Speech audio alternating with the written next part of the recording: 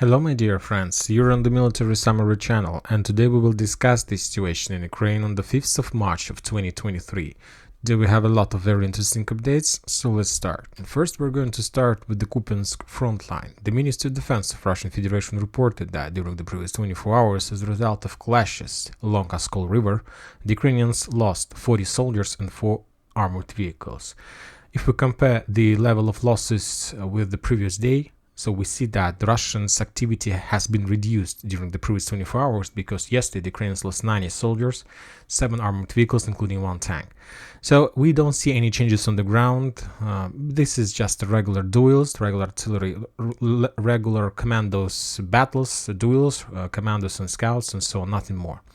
Now let's talk about Limans frontline. And the Ministry of Defense of Russian Federation reported that during the previous 24 hours, as a result of clashes, mainly the clashes were inside this forest located on the south of Kremenная, the Ukrainians lost 180 soldiers, 5 armored vehicles, and 1 artillery system. If we compare this number with the previous day, we see that the Russians' activity has been increased. Yesterday, the Ukrainians lost just 150 soldiers, and during the previous hours, the Russians published a lot of photo and video confirmation of the process of storming this forest along these green lines. The Russians are pushing, but also, as you can see, without a very significant or big progress, because during the previous months the Ukrainians managed to establish and create a lot of trenches, a lot of fortifications, and now the Russians need to take every single trench, every single fortification one by one, and of course it takes a lot of time. Now let's move to Bakhmut, one of the most important and the most interesting part of Donetsk frontline. The Ministry of Defense reported that during the previous 24 hours, the Ukrainians lost 210 soldiers all over the entire Donetsk frontline, and 12 armored vehicles and 6 artillery systems. If we compare this number with the previous day, we see that the Russians' activity has been reduced, or maybe they are today and yesterday were doing some kind of clearing operation, because as a result of clashes and offensive operation during the previous 48 hours, they managed to establish control over lots of territories, lots of ground in Bakhmut. They established control over the north part. They managed to reach the outskirts or the river of Bakhmut River. So this is the reason I believe that the Russians' activity has been reduced and the losses of Ukrainians were reduced as well. If you remember, yesterday the Ukrainians lost 490 soldiers as a result of previous day clashes and 17 armored vehicles. As you can see, there is still a high level of losses among armored vehicles, and during the previous yesterday the Russians published a video and photo of a fire attack, artillery attack in this square. There was like a video. So this is exactly the area that Ukrainians uses for evacuation process. So as you can see, what the Ukrainians are doing there, mainly the Ukrainians are leaving Bakhmut from the south, but today this is a very dangerous place near this aircraft statue.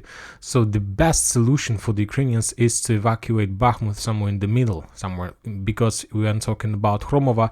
Some sources are saying that this bridge was destroyed first of all, and some sources are saying that the Russians got very close to this town. So this is not the best solution to, let's say, to use this way for evacuation, because from this area the Russians are able to control your forces. So the best solution is to evacuate somewhere in the middle.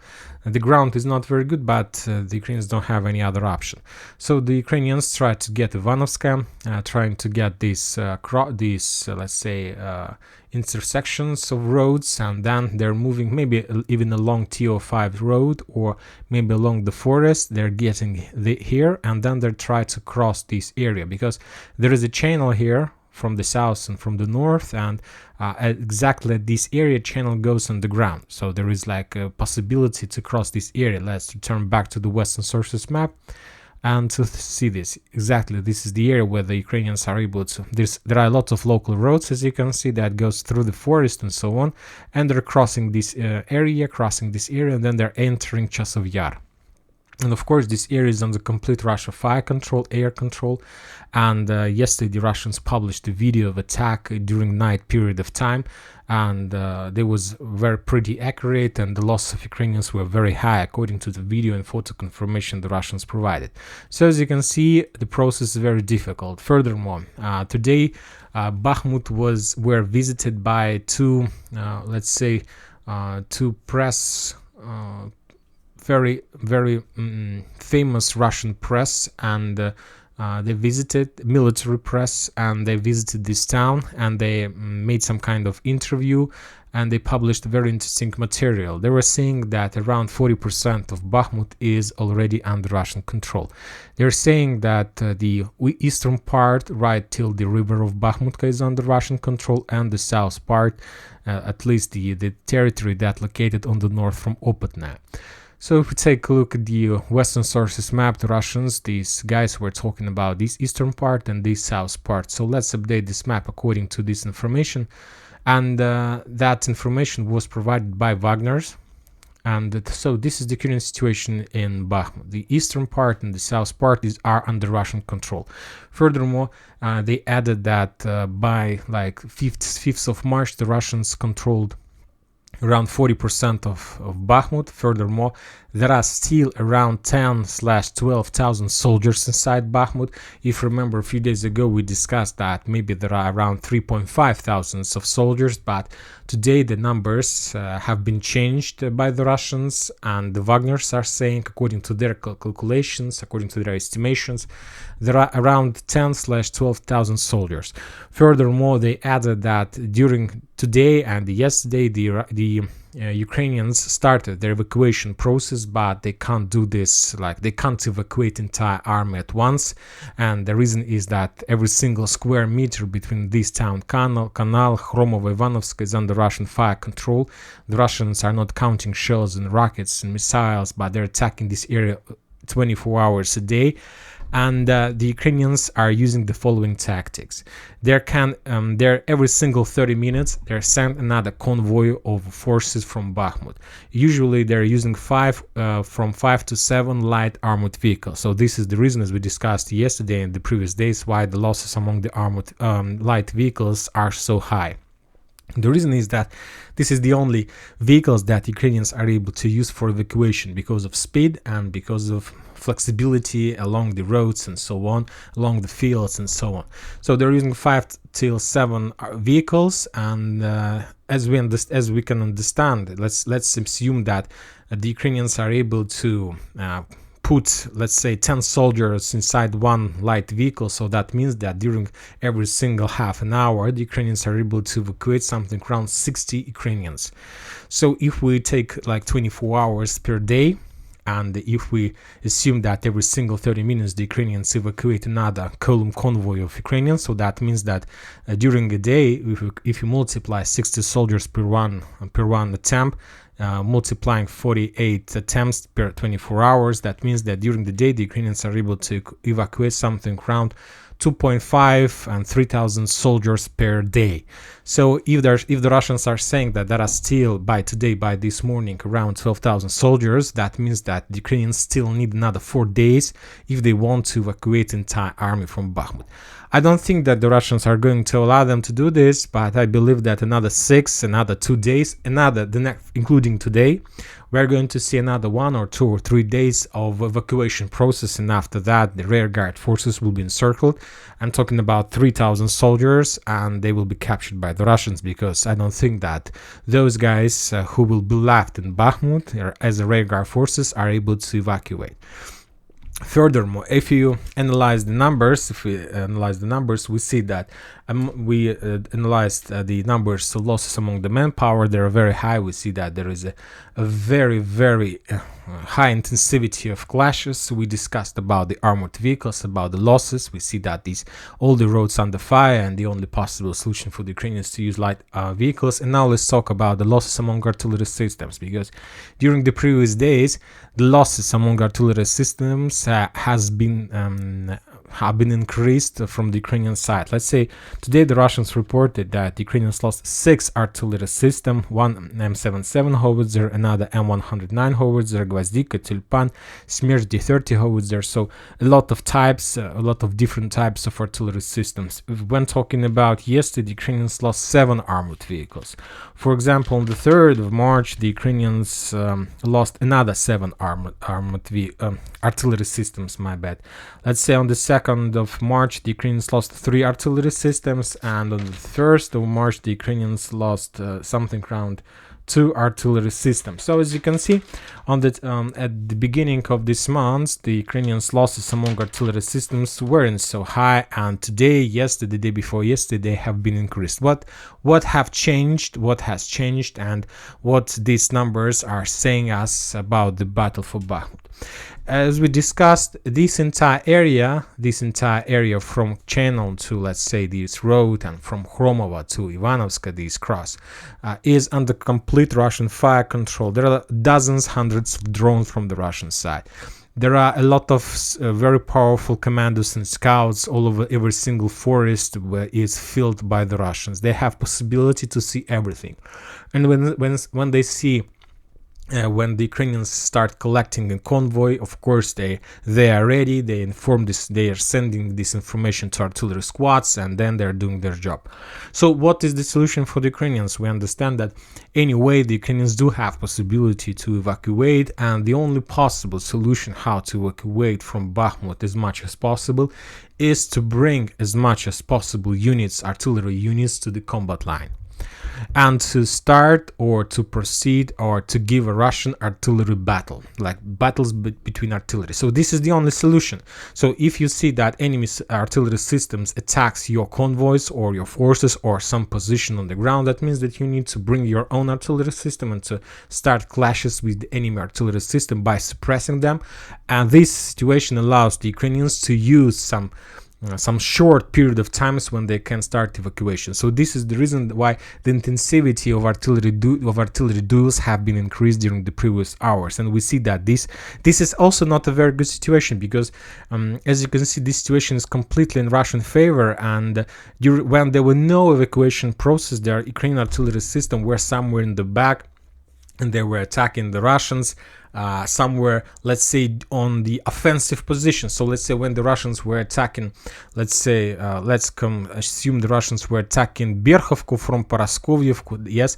So that means that the Ukrainians were needed to attack the Ukrainians somewhere in Paraskovyevka, the Russians somewhere in Paraskovyevka. Let's assume they need around from 50 to 12 kilometers to deploy their artillery system. So the Ukrainians could deploy their artillery system somewhere in the north of Chasov Yar. It's pretty, or even further, between Chasov Yar and Konstantinovka, 20 kilometers, and from these positions they were attacking the Russians artillery system, the Russians offensive forces, storming forces, and the losses among the Ukrainian artillery wasn't so high. But now the Russians control this cross in this area, this small area, and let's assume that they need another 50-20 kilometers from the Russian side to attack this territory. Let's calculate from the middle, from the central part of this area. So the Russians, if we take need to deploy their forces somewhere here, 20 kilometers. So if the Russians are able to deploy their forces here, they are able to control this entire area. So pretty far from the Ukrainians. So now just imagine yourself how close the Ukrainians need to deploy their own artillery system to be able to suppress the Russian artillery system that located very far from the front line. So let's calculate another 20 kilometers. So as you can see, the Ukrainians need to be like even maybe in the same square to be there to attack the Russian artillery system, right exactly in the area, and this area is completely under Russian control. So this is the situation of when talking about artillery duels. This situation is in complete Russian favor. The Ukrainians are losing their artillery system. They began losing this artillery system as soon as they announced about evacuation process. the situation is completely in Russian favor. They stopped on the ground. They're not moving further. They don't need doing this because they understand that They understand that they are not able to achieve better success. If they attack, they will lose a lot of manpower. This town is encircled with a small road that under fire for the Ukrainian side that they can use for evacuation process. And anyway, the Russians understand if they start offensive operation, try to encircle Bakhmut. Anyway, the Ukrainians will be able to let's say to break through and there is going to be a mass with forces, and of course the Russian artillery won't start attacking the Russians' position. So that's why the Russians are not attacking, and they understand that sooner or later the number of forces that the Ukrainians that would be in Bakhmut will be something around like 3,000 soldiers, and they will be able to encircle and capture them with the lowest level of losses from their side. Situation in Bakhmut is critical for the Ukrainians. This is going to be disaster. For now, there are no updates, not much pieces of information, pieces of news all over the internet. We just know that the situation is critical, but we don't understand the real situation.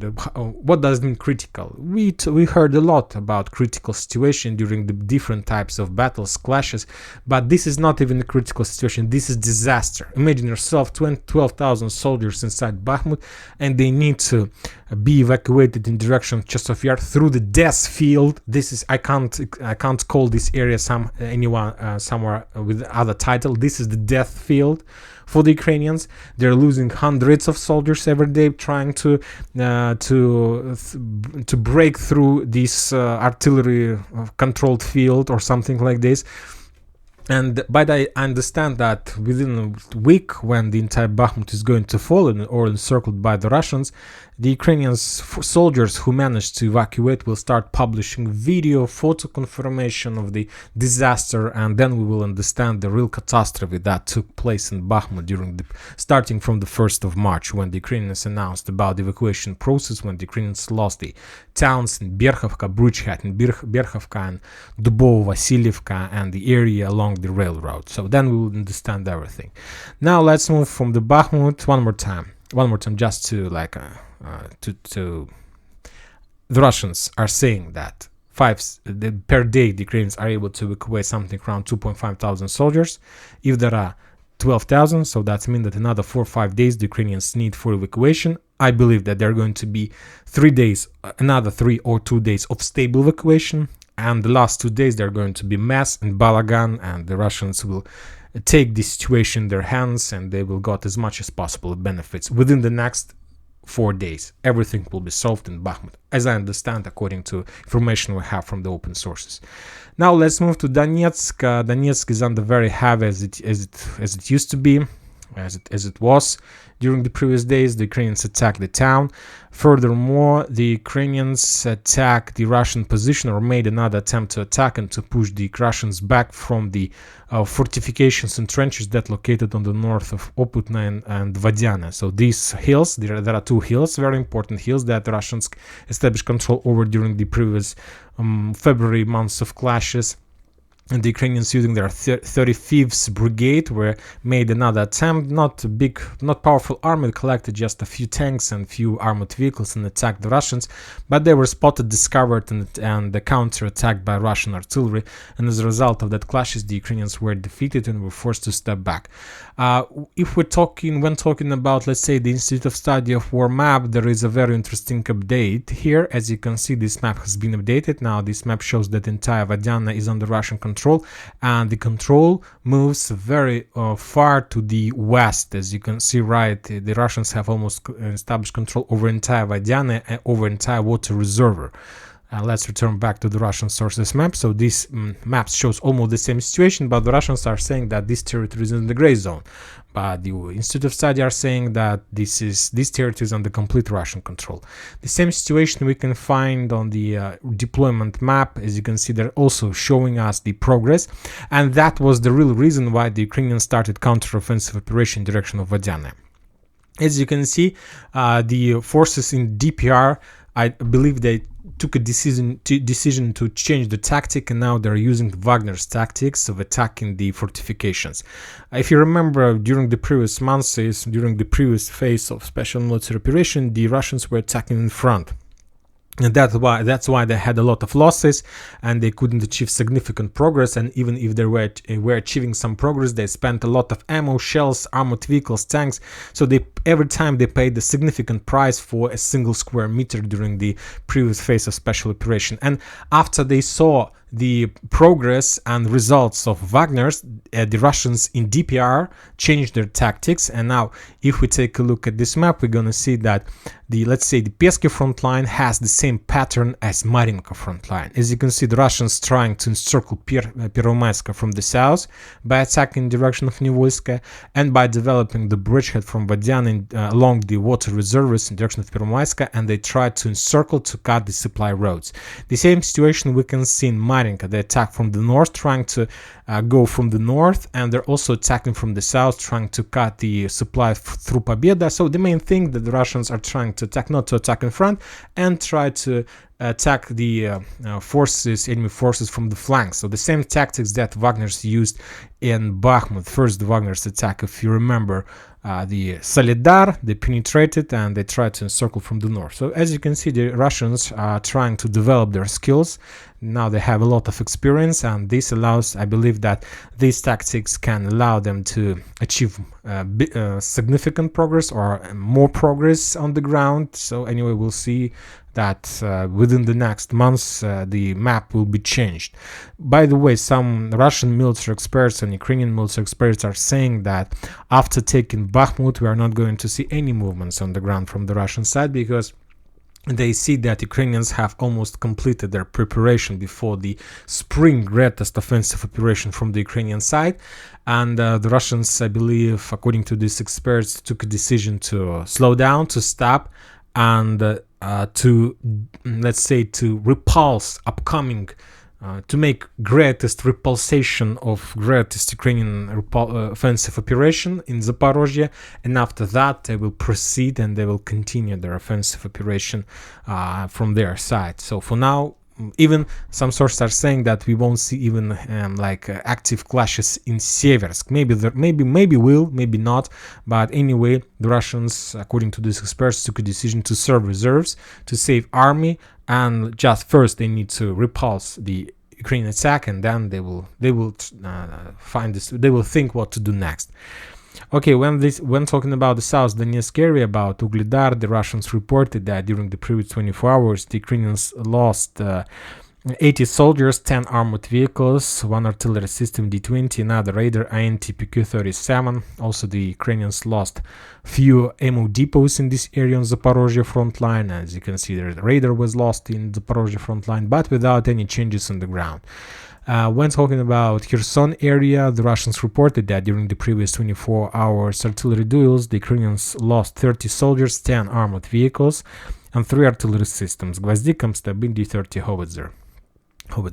So that's it about the situation on the ground. This week, the upcoming week, is going to be very important, very interesting, and something tells me that by the end of this week, Bakhmut may fall, or at least may be encircled by the Russians, because during this week the Ukrainians will be able to evacuate, I believe, more than 50 or 60% of their forces, and the rest of the forces will be encircled, or they're going to be some kind of panic and, of course, catastrophe or disaster. And that's it for today. Military Summary channel reminds you to condemn any violence in Ukraine. Thank you for watching. Subscribe to my channel, put your likes, join my Patreon, and have a good day. Bye bye.